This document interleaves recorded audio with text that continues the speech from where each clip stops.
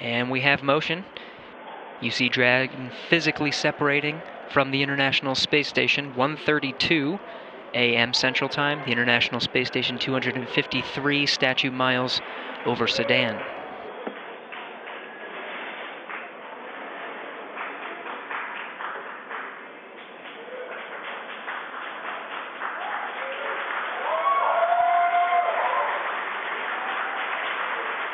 Houston, the station is supposed to go into ISS thrusters enabled. Copy.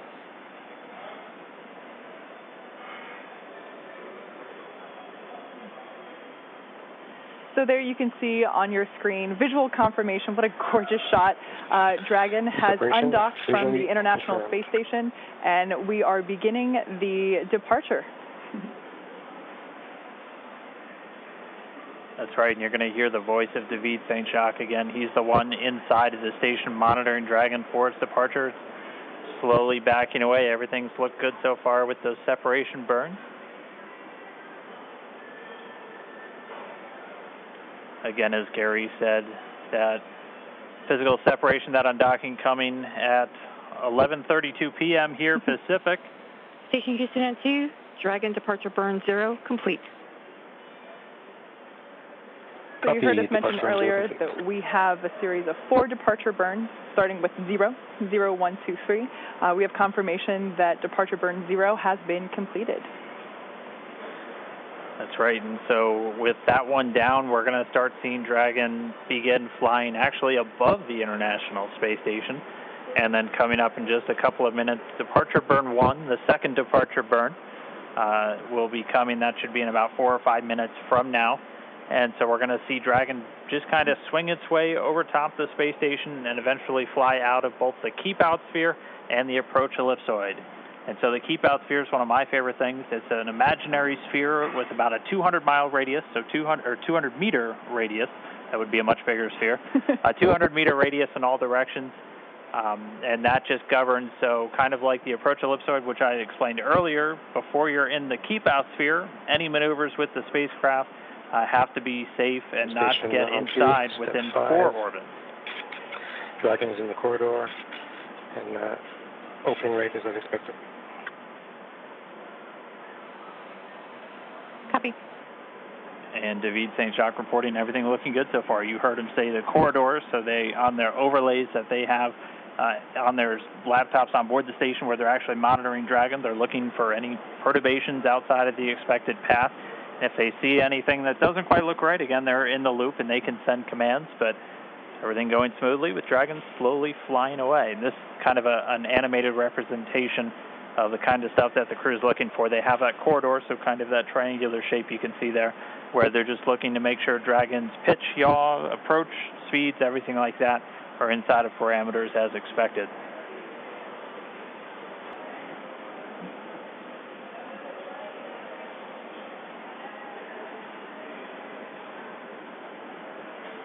Dragon continuing to fly free. Look, everything looking good so far.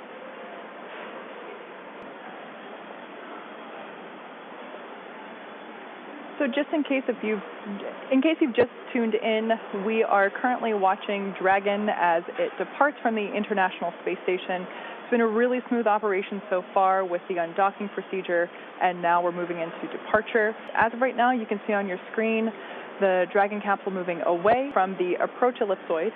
There we can see the nose cone still in its open position, leaving the forward hatch exposed. We will be closing that prior to Dragon's re-entry.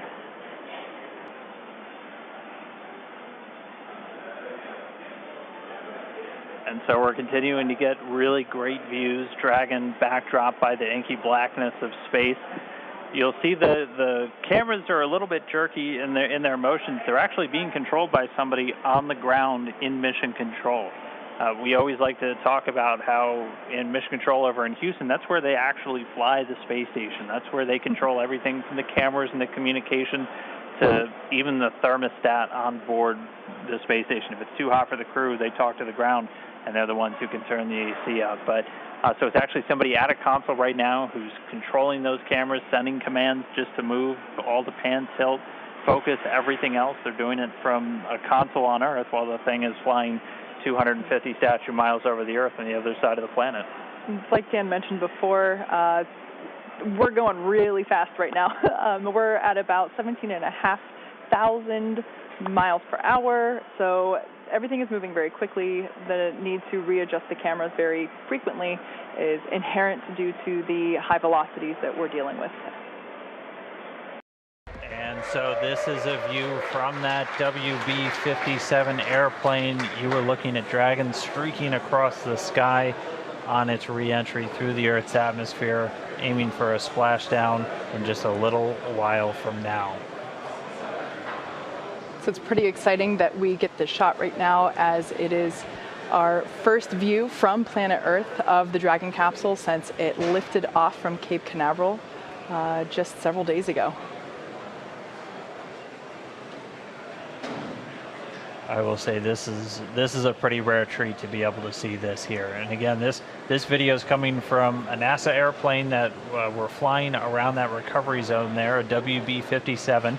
It's commonly used for a lot of atmospheric studies and other science missions, but able to put a tracking camera on it to try and get this re-entry through the Earth's atmosphere today. We're hearing that they should have AOSO acquisition of signal back with the Dragon spacecraft. Right now it's about 46 kilometers in altitude. The Dragon spacecraft continuing to descend. It's now subsonic, so already starting to slow down thanks to the aero braking, basically slamming into that Earth's atmosphere, causes a lot of friction and allows the vehicle to eventually reach its terminal velocity, basically. And then those parachutes are going to kick in.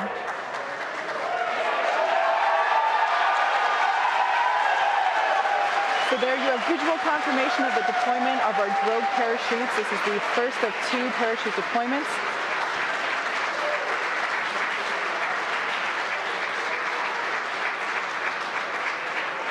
So those drogue chutes do the initial slowing, and then they're ultimately going to pull out the 4 main parachutes responsible for really slowing the spacecraft down prior to that splashdown.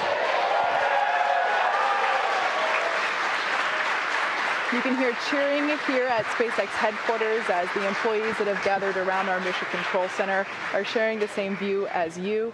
What a gorgeous shot of Dragon coming back down.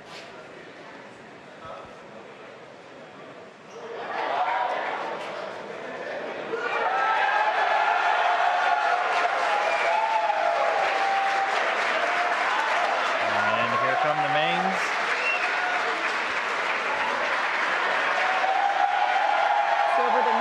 Seconds, we will see those main parachutes exactly like that begin to expand as they capture more air, further decelerating the Dragon vehicle down to the Atlantic Ocean.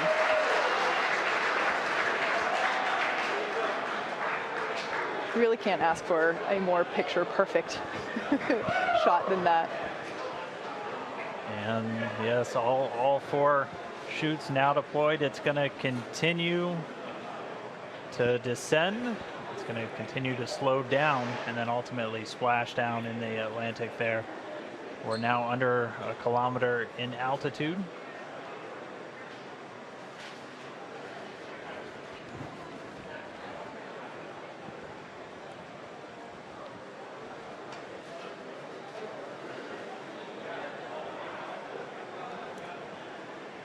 Just about 750 meters to go.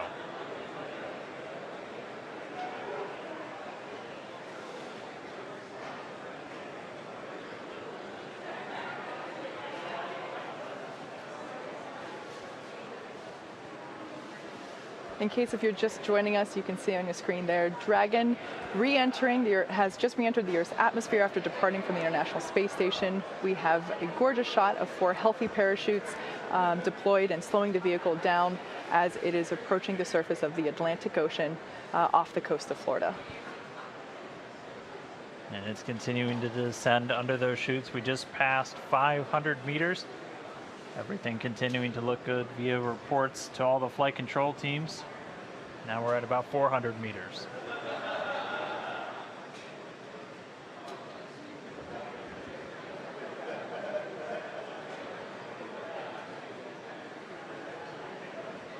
And just passing 300 meters, continuing to descend. We might be right on time. We were planning on splashing down at about 5:45 a.m. Pacific, and we're getting real close to that bingo time. Just past 200 meters.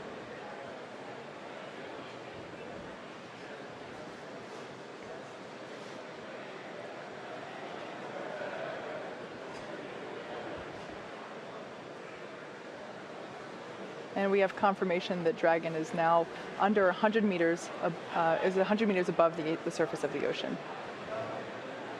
So next up, standing by for splashdown.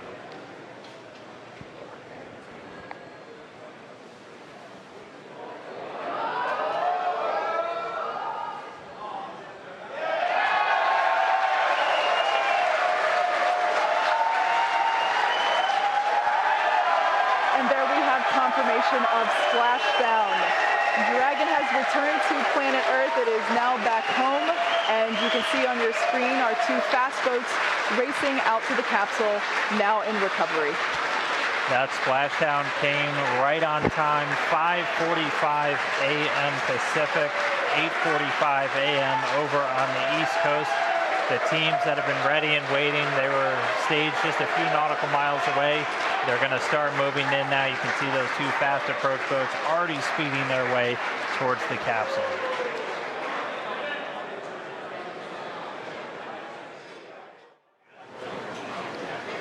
Right now we're just waiting for Dragon to lift up and out of the water and into the nest. And there it goes. So there facing us is what we call the side hatch, and that is where, as Dan just mentioned, the astronauts would, if we had astronauts on board today, where they would be exiting. The top hatch is what we use to connect to the ISS, and that is currently hidden underneath the nose cone. But like we said, astronauts will be coming out of the side hatch. And we got a beautiful shot there.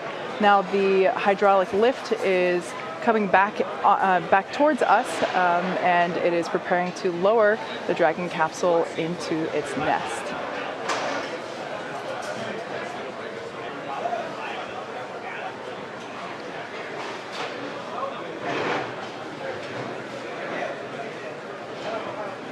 Like we said, we are treating this demonstration mission with the recovery operations as if there were actual astronauts on board.